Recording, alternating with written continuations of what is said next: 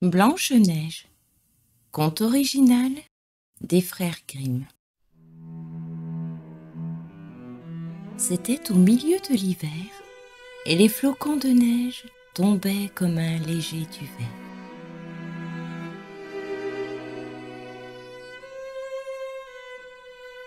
Une reine était assise près de sa fenêtre au cadre d'ébène et cousait. Et comme elle cousait et regardait la neige, elle se piqua les doigts avec son épingle et 3 gouttes de sang en tombèrent. En voyant ce rouge si beau sur la neige blanche, elle se dit : « Oh, si j'avais un enfant, blanc comme la neige, rouge comme le sang et noir comme l'ébène. » Bientôt, elle eut une petite fille qui était aussi blanche que la neige, avec des joues rouges comme du sang et des cheveux noirs comme l'ébène. On la nomma Blanche-Neige. Mais lorsque l'enfant eut vu le jour, la reine mourut. Un an après, le roi prit une autre femme. Elle était très belle, mais fière et hautaine, à ne pouvoir souffrir qu'aucune autre la surpassât en beauté. Elle avait un merveilleux miroir magique, et quand elle se mettait devant lui pour s'y regarder, elle disait : « Miroir, joli miroir, quelle est la plus belle de tout le pays ? » Et le miroir répondait : « Madame la reine, vous êtes la plus belle. » Alors, elle était contente, car elle savait que le miroir disait la vérité.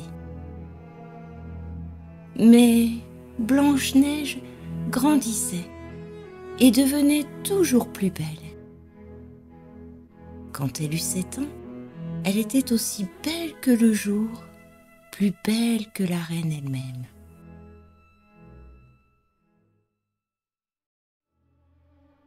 Comme celle-ci demandait une fois à son miroir : « Miroir, joli miroir, quelle est la plus belle de tout le pays ? » Il lui répondit aussitôt : « Madame la reine, vous êtes la plus belle ici, mais Blanche-Neige est 1000 fois plus belle que vous. » La reine, consternée, devint livide de rage et d'envie. Depuis ce moment, la vue de Blanche-Neige lui bouleversa le cœur tant la petite fille lui inspirait de haine. L'envie et la jalousie ne firent que croître en elle, et elle n'eut plus de repos, ni jour, ni nuit. Enfin, elle fit venir son chasseur et lui dit : « Portez l'enfant dans la forêt, je ne veux plus la voir devant les yeux. Là, vous la tuerez et vous m'apporterez son foie et ses poumons comme preuve de l'exécution de mes ordres. » Le chasseur obéit et emmena l'enfant avec lui. Quand il eut tiré son couteau de chasse pour en percer le cœur innocent de Blanche-Neige, voilà que la petite fille commença à pleurer et dit : « Oh, mon bon chasseur, laisse-moi la vie. Je courrai dans la forêt sauvage et ne reviendrai jamais. » Elle était si belle que le chasseur eut pitié d'elle et dit : « Va, pauvre enfant. » Il pensait en lui-même : « Les bêtes féroces vont bientôt te dévorer. pourtant, il se sentit le cœur soulagé d'un grand poids à l'idée de ne pas avoir dû la tuer. Il vit courir devant lui un marcassin. Il le tua, en prit le foie et les poumons et les présenta à la reine, qui les fit bien assaisonner et cuire. La méchante femme crut manger la chair et le sang de Blanche-Neige.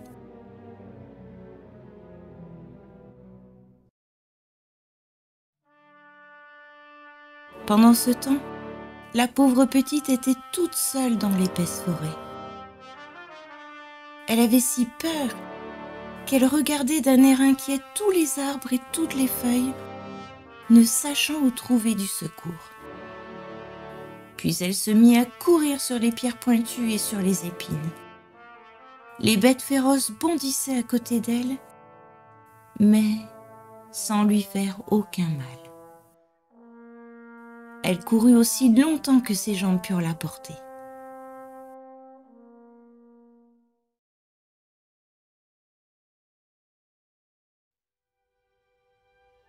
Le soir venu, elle aperçut alors une petite maisonnette où elle entra pour s'y reposer.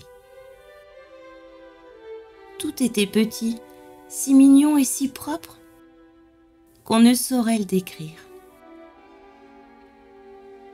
Il y avait une petite table recouverte d'une nappe blanche avec 7 petites assiettes. Chaque assiette avec sa petite cuillère, puis 7 petits couteaux, 7 petites fourchettes et 7 petits gobelets. Contre le mur, il y avait 7 petits lits, l'un à côté de l'autre, couverts de draps tout blancs. Blanche-Neige avait très faim et très soif. Elle mangea une cuillerée de légumes avec une bouchée de pain dans chaque assiette et but dans chaque gobelet une goutte de vin, car elle ne voulait pas prendre une seule part tout entière. Puis, comme elle était fatiguée, elle essaya de se coucher dans un des petits lits. Mais l'un était trop long, l'autre trop petit. Enfin, le 7e fut à sa taille. Elle y resta, fit une prière et s'endormit.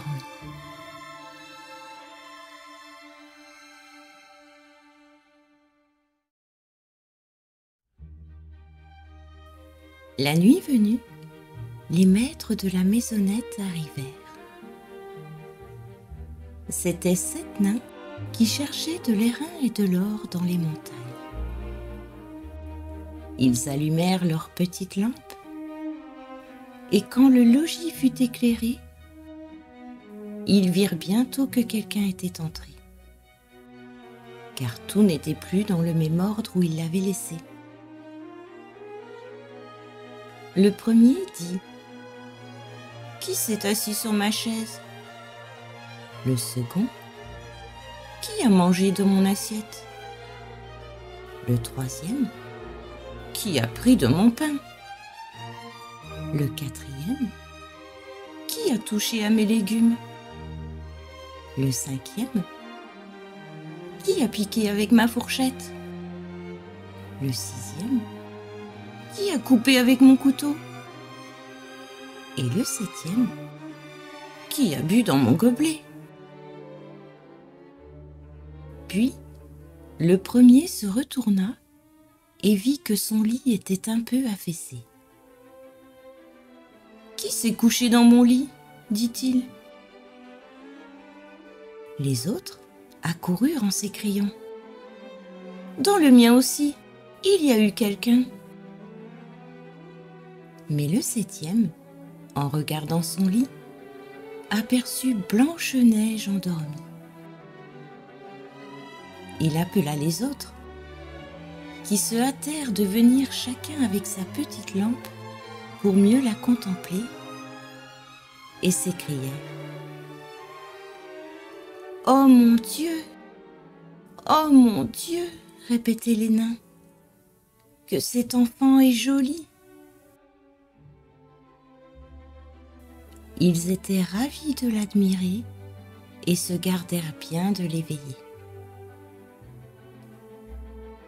Le 7e nain dormit 1 heure dans le lit de chacun de ses compagnons jusqu'au lever du jour. Le matin, quand Blanche-Neige sortit de son sommeil, vit les petits nains et fut effrayée. Mais ils se montrèrent fort aimables et lui demandèrent son nom. « Je me nomme Blanche-Neige, dit-elle. « Par quel hasard, reprirent les nains, es-tu venue dans notre maison ?» Alors, elle leur conta son histoire. Comment sa belle-mère avait voulu la faire tuer, comment le chasseur l'avait épargnée, et comment elle avait couru tout le jour jusqu'à ce qu'elle rencontrât cette petite maison. Les nains lui dirent : « Si tu veux faire notre ménage, les lits, la cuisine, coudre, laver, tricoter, en ce cas, nous te garderons avec nous et tu ne manqueras de rien. »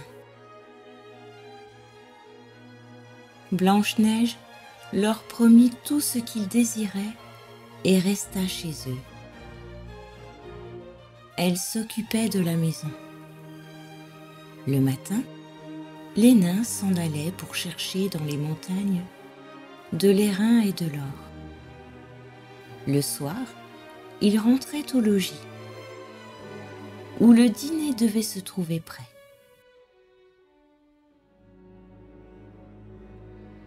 Toute la journée, la jeune fille était seule, et il l'avertissait en partant de se tenir sur ses gardes. « Car, disait-il, ta belle-mère saura bientôt que tu es ici. N'ouvre à personne. »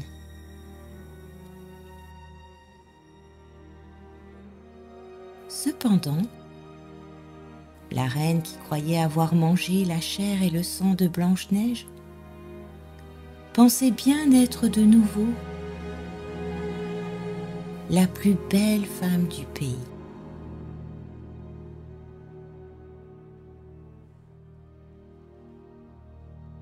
Pour en avoir l'assurance, elle se mit devant son miroir et lui dit : « Miroir, joli miroir, quelle est la plus belle de tout le pays ? »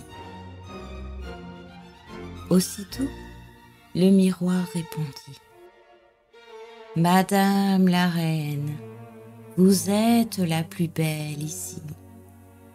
Mais Blanche-Neige, au-delà des montagnes, chez les 7 petits nains, est 1000 fois plus belle que vous. »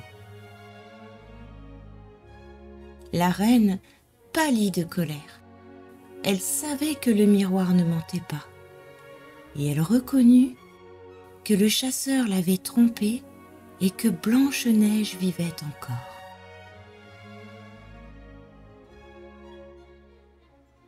Elle songea à un autre moyen de la tuer, car aussi longtemps qu'elle ne serait pas la plus belle, elle sentait qu'elle n'aurait pas de repos. Enfin, elle imagina de se grimer le visage et de s'habiller en vieille marchande, de façon à se rendre méconnaissable. Ainsi déguisée, elle alla dans les 7 montagnes, chez les 7 nains, frappa à la porte de la maisonnette et cria : « De belles marchandises, achetez, achetez !» Blanche-Neige regarda par la fenêtre et dit : « Bonjour, ma bonne dame, que vendez-vous là ? » « De bonnes marchandises, de belles marchandises, reprit l'autre, des lacets de toutes les couleurs. » et elle tira de sa boîte un lacet tressé de soie de diverses couleurs. « Je peux laisser entrer cette brave femme ?» pensa Blanche-Neige. En tirant le verrou de la porte, elle ouvrit à la vieille et lui acheta le beau lacet. « Enfin, dit la vieille, de quelle façon êtes-vous lacée ? Je vais vous montrer comment il faut faire. » Blanche-Neige, sans aucun soupçon, se plaça devant elle et se fit lacer avec le nouveau lacet. Mais la vieille le serra si fort que la jeune fille en perdit la respiration et tomba comme morte. « Maintenant, tu as fini d'être la plus belle, » dit la méchante reine, et elle s'en alla au plus vite. Vers le soir, les 7 nains revinrent à la maisonnette. Mais quel ne fut pas leur trouble en apercevant leur chère Blanche-Neige étendue par terre, sans mouvement et comme inanimée. Ils la relevèrent, et quand ils eurent vu le lacet qui l'étranglait, ils le coupèrent. Alors, elle commença à respirer faiblement et revint à elle peu à peu. Les nains écoutèrent le récit de ce qui s'était passé et dirent : « La vieille marchande n'était autre que la reine. Prends garde désormais de n'ouvrir à personne en notre absence. » La méchante reine, de retour chez elle, alla droit à son miroir et lui demanda : « Miroir, joli miroir, quelle est la plus belle de tout le pays ?»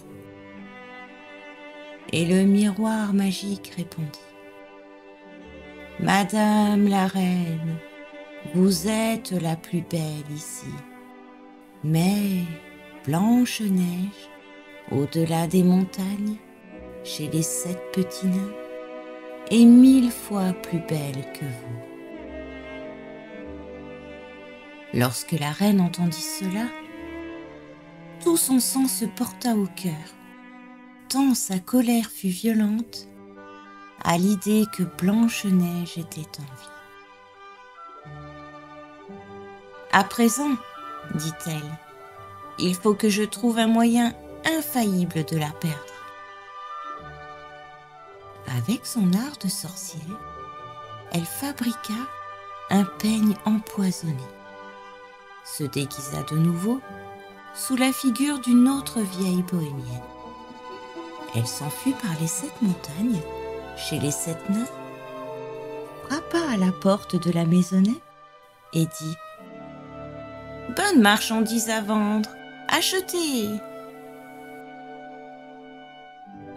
Blanche-Neige regarda par la fenêtre, mais elle répondit : « Je ne dois faire entrer personne, passez votre chemin. »« On vous permettra bien de regarder seulement, » reprit la vieille qui tira le peigne empoisonné et le mit sous les yeux de la jeune fille.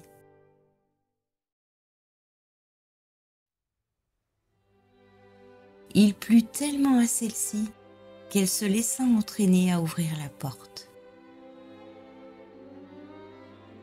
Lorsqu'elle eut acheté le peigne, la vieille dit : « Attends, je vais te peigner comme il faut. » La pauvre Blanche-Neige, sans nulle méfiance, laissa faire la vieille.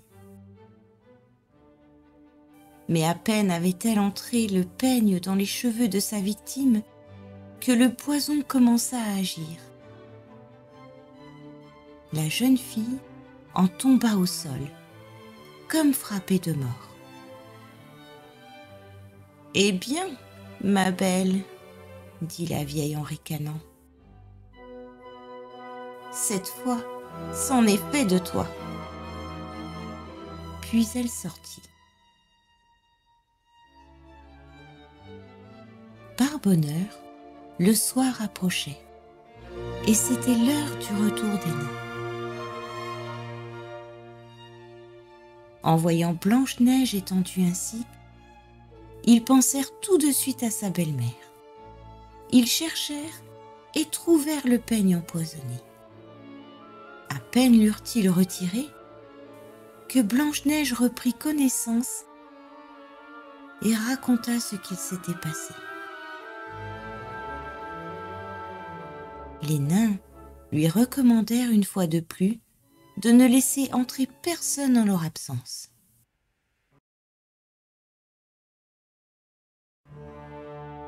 Tandis que la charmante enfant triomphait pour la 3e fois de ses embûches, la reine, dans son palais, consultait le miroir magique. « Miroir, joli miroir, quelle est la plus belle de tout le pays ?» Et comme la fois précédente, il répondait: « Madame la reine, vous êtes la plus belle ici, mais Blanche-Neige, au-delà des montagnes, chez les 7 petits nains, est 1000 fois plus belle que vous. » Lorsque la reine entendit cette nouvelle réponse, elle en trembla de fureur. « Blanche-Neige mourra, s'écria-t-elle, tant il devrait m'en coûter la vie. » Puis elle s'enferma dans une chambre secrète où personne n'entrait et y prépara une pomme empoisonnée.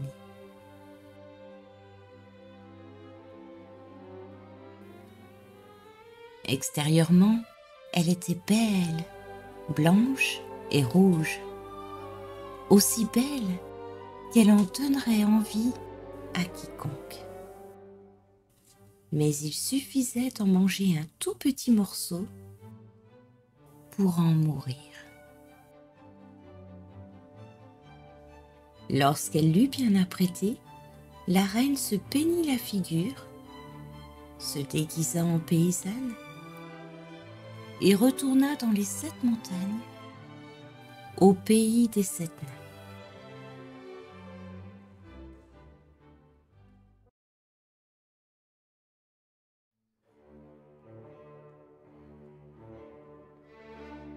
Parvenue à la maisonnette où demeurait Blanche-Neige, elle frappa à la porte et la jeune fille mit la tête à la fenêtre. « Je ne dois laisser entrer personne, » dit-elle. « Les nains me l'ont défendu. »« Soit, » répliqua la paysanne, « cela m'est égal. On m'achètera mes pommes ailleurs. Tenez, en voici une, je vous la donne. »« Non, » dit Blanche-Neige, « je ne dois rien prendre. » « Auriez-vous peur de quelque poison ?» dit la vieille. « Regardez, je partage la pomme en 2. Vous mangerez la moitié qui est rouge, moi celle qui est blanche. » La pomme était préparée avec tant d'art que seul le côté rouge était empoisonné. Blanche-Neige avait bien envie de la belle pomme, et lorsque la paysanne se mit à en manger la moitié, la pauvre petite ne put y tenir davantage. Elle tendit la main et prit la moitié où se trouvait le poison. À peine ses lèvres s'y furent-elles posées qu'elle en tomba, morte sur le sol.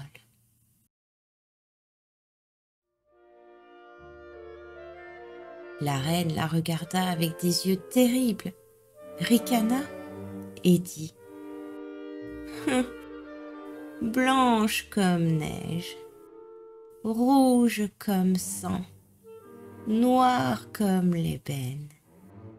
Cette fois-ci, les nains ne te réveilleront point. » De retour chez elle, elle interrogea son miroir selon sa formule habituelle. « Miroir, joli miroir, quelle est la plus belle de tout le pays ?» Il répondit enfin. « Madame la reine, vous êtes la plus belle. » Alors, le cœur envieux de la reine fut satisfait, autant que peut l'être un cœur envieux.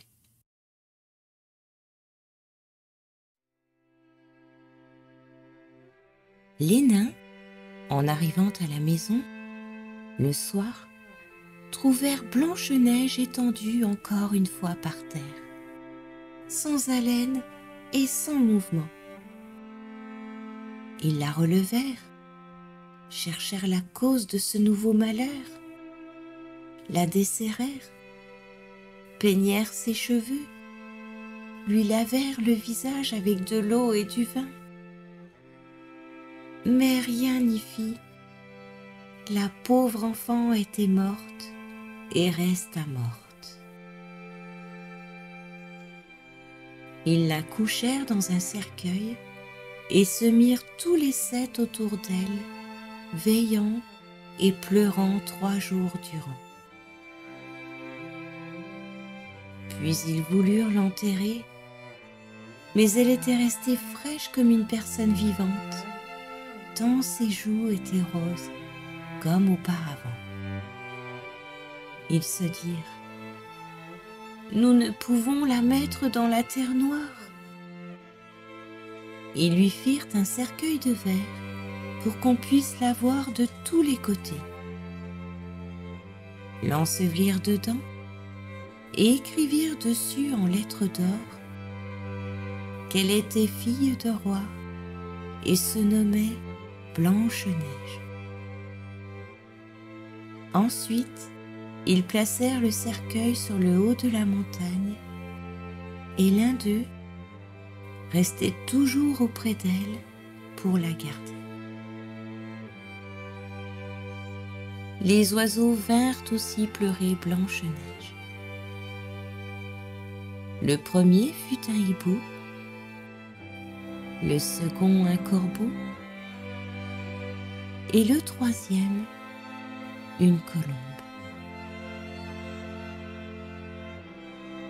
Blanche-Neige était ainsi depuis bien longtemps dans son cercueil et ne changeait pas de figure, ne semblant toujours qu'endormie, car elle était toujours blanche comme neige, avec des joues rouges comme du sang, sous ses beaux cheveux noirs comme l'ébène.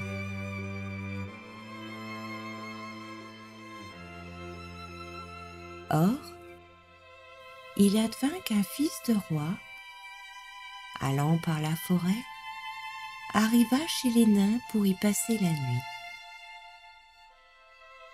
Il vit Blanche-Neige couchée dans le cercueil de verre sur la montagne et lut ce qui s'y trouvait écrit en lettres d'or. Alors, il dit aux nains: « Livrez-moi ce cercueil, je vous en donnerai ce que vous voudrez. » Mais les nains répondirent: « Nous ne le donnerons pas pour tout l'or du monde. »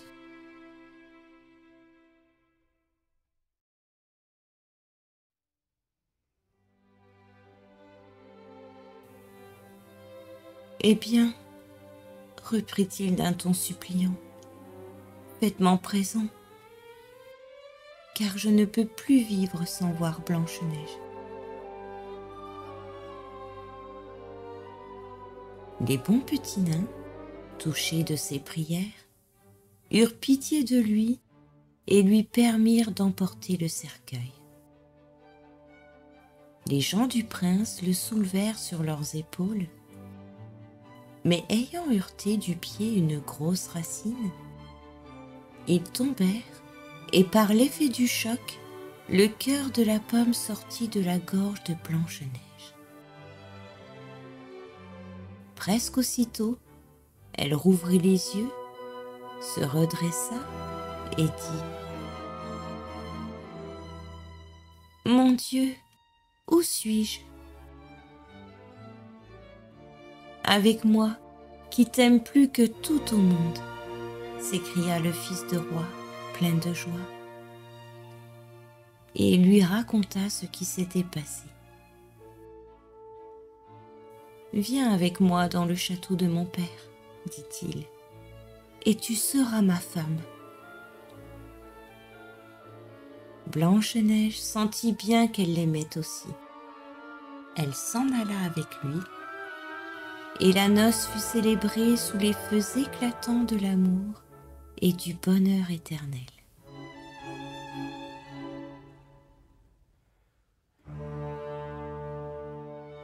On n'oublia pas d'inviter la méchante belle-mère à la fête. Lorsqu'elle se fut parée de ses plus riches atouts, elle se mit devant son petit miroir et dit : « Miroir, joli miroir, quelle est la plus belle de tout le pays ? »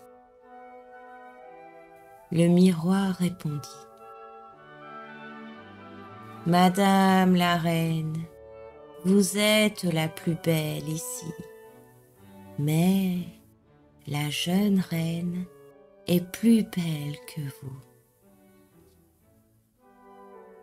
La méchante femme se récria de fureur. Dans son trouble, elle ne savait plus que faire.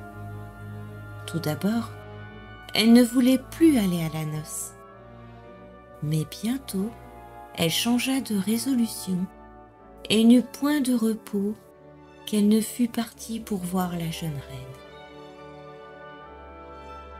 Lorsqu'elle entra, elle reconnut Blanche-Neige et resta immobile de terreur et d'angoisse.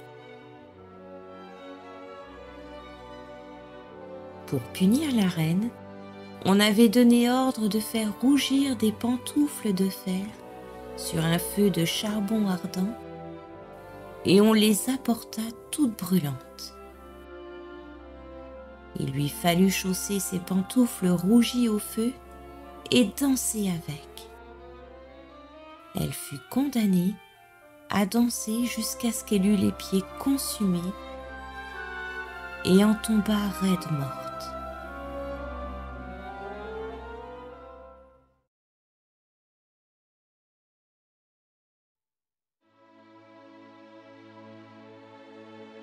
Dans les jardins paisibles du royaume, la quiétude était revenue, enveloppant Blanche-Neige de bonheur, aux côtés de son jeune prince, entourée de ses fidèles compagnons, les joyeux nains.